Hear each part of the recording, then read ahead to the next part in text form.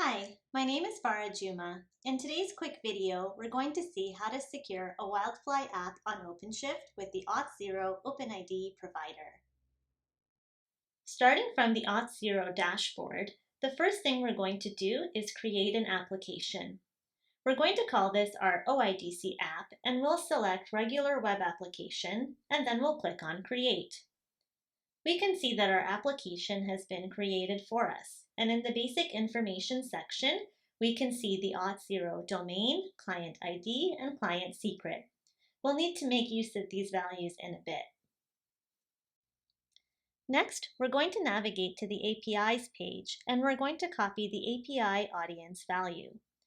We're then going to go to our tenant settings and set the default audience to the value we copied. This will allow us to receive access tokens that are JWTs from Auth0.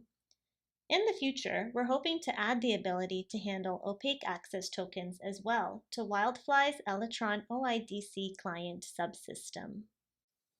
Next, let's take a look at the user management page. We can see that we have a user defined called user@example.com. And we can also see their user ID here.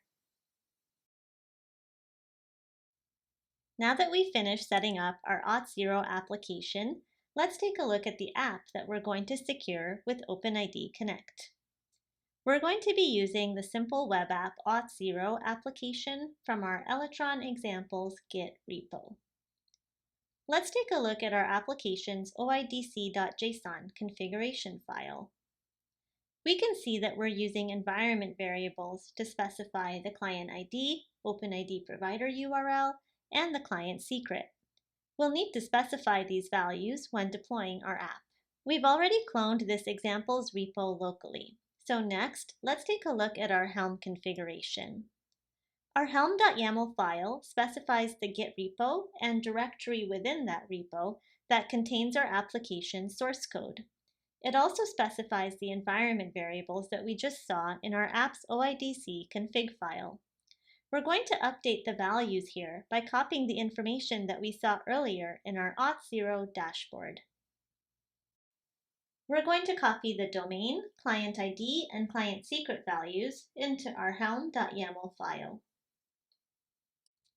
Now that we've updated our helm.yaml file, we're ready to deploy our app to WildFly on OpenShift using the WildFly Helm chart. We're going to use the helm install command to create a new OIDC app, and we're going to specify the path to our helm.yaml file that we just updated, and we're also going to specify that we want to use the WildFly Helm chart. This command will take a couple minutes to complete, and if you want, you can follow along using the oc-get-build and oc-get-deployment commands. We can see that our WildFly app has now been deployed on OpenShift. We're going to use the oc-get-root command to get the URL for our app. There's just one final thing we need to do from our Auth0 dashboard. We need to set the callback URL for our app. This is where Auth0 will redirect our users back to once they've been successfully authenticated. We're going to specify our root followed by simple web app auth0/secured. Now, let's try to access our application. We're going to navigate to our app and click on Access Secured Servlet. We can see that we've been redirected to Auth0 to log in. We're going to specify the username and password for our user@example.com user. Authentication succeeded, and we've now been redirected back to the callback URL that we configured. And we can see the user ID for our example user.